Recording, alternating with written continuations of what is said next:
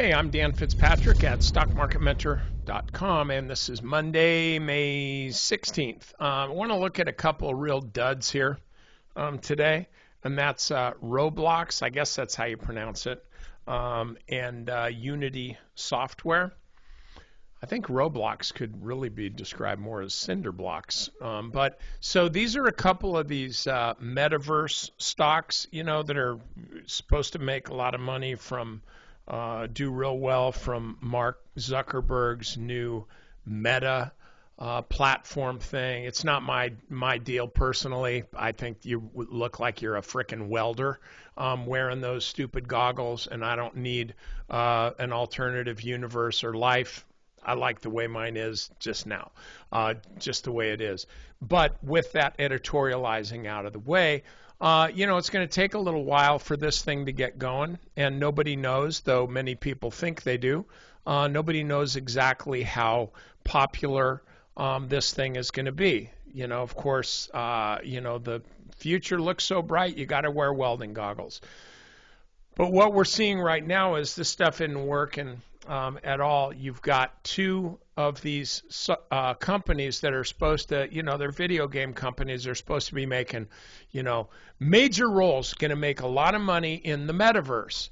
All right, well, there's not much to the metaverse right now, but there is a lot to these charts. Only the most fervent believers would argue that this stock is in anything other than a downtrend. This is kind of what the epitome of a downtrend looks like. Now, you can say with respect to this, oh yeah, but this is a good time to buy. It's going to bounce. Well, first of all, not necessarily. It might bounce, but it might not. I could point to 18 different places on this chart where a similar bounce would have happened, only it didn't. What we've got here is a two-day rally starting on Thursday and then into Friday. That's just the way. That's the way this stock traded, along with the Qs, along with ARK, which, if I recall, has a pretty big piece of the action in RBLX. I mean, they buy all the stuff in the lower right-hand corner of the chart, meaning the penalty box, in my view. But with Unity, this was the deal. This was 2 days, like big move on Thursday, big move on Friday. And so from bottom to top, this thing went up 30%, over 30%, almost 35% if you're buying at the very low on Wednesday. And so that was a huge move. It just only makes sense that this is retracing some of its move. Here's what I would do. This is not my trade. I would have bought the stock if I had seen it, and I didn't. I would have bought the stock on Thursday morning simply as a deeply oversold bounce. Stock runs up, say, above Wednesday's open, which was 32.33. That would have really been my, technical buy point right when it broke up above the prior day's intraday low, and then that would have been some real good money. This is standard 59-minute trader stuff that I teach. So this would have been a good trade. It wouldn't be a bottom top thing, but it would be the good meaty in between. So that move is over. What I suggest now is, number one, you recognize this isn't a downtrend. It ain't going higher, not for a while. If it does ultimately, fantastic. Are you still going to be around then? I couldn't tell you. That's your decision to make, but there's also a calendar element. How long are you going to be in this before the stock goes up? Now, if you're on the Kathy Wood plan, it's a 5-year plan. Fine. Now let's look at Roblox here. Same kind of thing. Today this is actually pretty impressive because on Wednesday morning, the stock actually gapped down, traded really high, fine during the day, but then over the next couple days, it printed higher lows and higher highs. And even today, the stock has printed yet another higher high And I'm doing this about 6 minutes before the close. I think we're pretty safe here to say that it's printed another higher low. So actually, Unity software, not the same thing. Today's intraday high is a little lower than Friday's.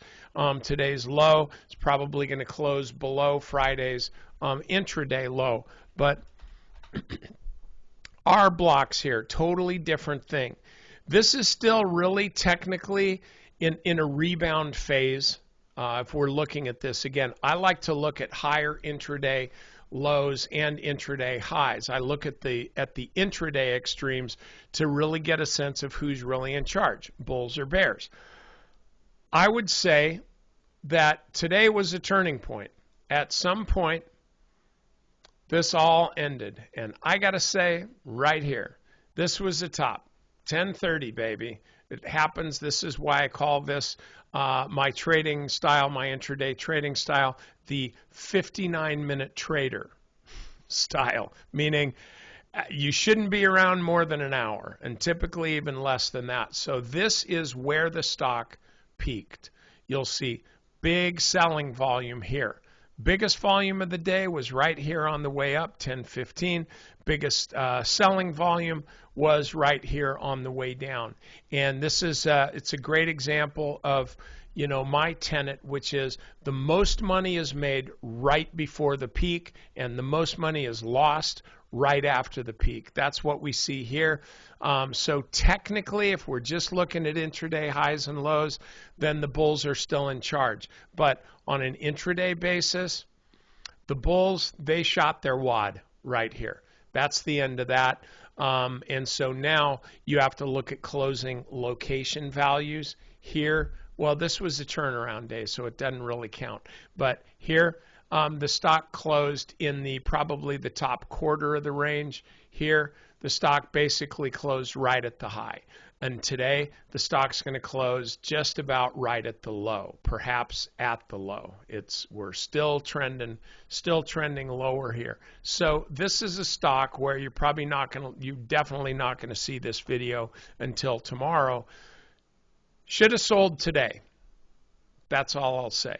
This is how I look at charts anyway. This analysis that I just gave you, to me, is a really helpful way to look at charts especially on these choppy, volatile markets. When I look at things within this context, I get a real sense of when the strength has shifted. So anyway, that's all I got for you. I'll see you next time.